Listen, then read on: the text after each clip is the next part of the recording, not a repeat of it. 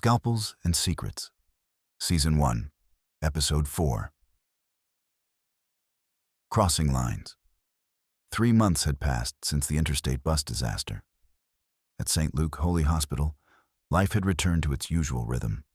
Patients continued arriving, residents continued competing, and the distance between Fotina Samba and Inari Ousseni continued to grow. Neither woman spoke about it, but both could feel it. One morning, excitement spread through the hospital. The long-awaited separation surgery involving chest-to-chest conjoined twins was approaching. For months, physicians had prepared for the operation. Now the final stages of planning were underway. Doctors from multiple specialties gathered inside a conference room. Medical scans covered the screen. The room was silent. Everyone understood what was at stake. At the front stood Dr. Dennis Gibbons. He studied the scans before addressing the room. "This procedure will challenge every one of us." Several surgeons nodded.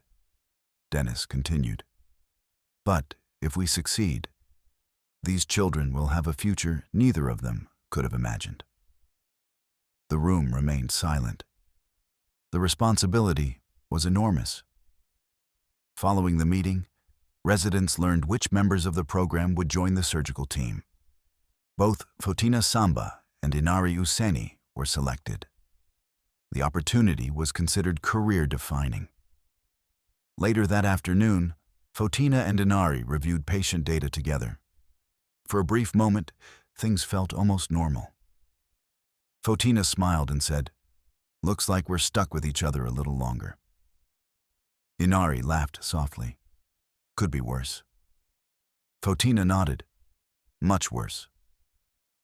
The tension between them had not disappeared, but neither wanted to completely lose the friendship.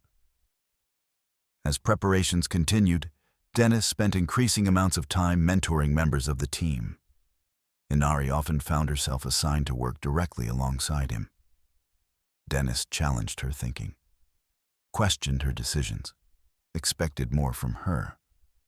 Rather than intimidating her, it pushed her to improve. One evening after rounds, Dennis reviewed a case with her. He looked at the chart before asking, "What would you do?" Inari studied the information. "I'd operate." Dennis raised an eyebrow. "Immediately?" Inari nodded. "Immediately." A small smile appeared on Dennis's face. "Good." Inari looked surprised. Dennis continued. Most residents would have waited. As the weeks passed, moments like these became more frequent. Professional conversations became personal ones. Long shifts turned into longer conversations. Conversations turned into shared confidence. Neither acknowledged the growing attraction. Not at first. Finally, surgery day arrived. Before sunrise, physicians gathered inside the operating suite.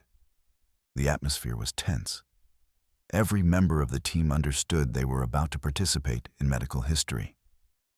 Hours passed, then more hours. The operation tested every surgeon involved. Complications emerged. Solutions followed. By evening, the impossible had become reality. The twins had been successfully separated. Celebration spread throughout St. Luke. The surgery became national news. Fotina was proud. Inari was proud. For one night, everyone shared the same victory. Weeks later, the hospital continued celebrating the success. Media interviews, medical conferences, recognition from across the country. During one late evening review session, Dennis and Inari remained in the hospital long after everyone else had gone home. The conversation drifted away from medicine. They spoke about their careers, their regrets, their ambitions, their fears. For the first time, neither spoke as attending and resident. They spoke as two people. Dennis looked at her. Inari looked back. Neither looked away. A boundary had been crossed. Neither could pretend otherwise. As they left the hospital that night, Both understood that their relationship had changed.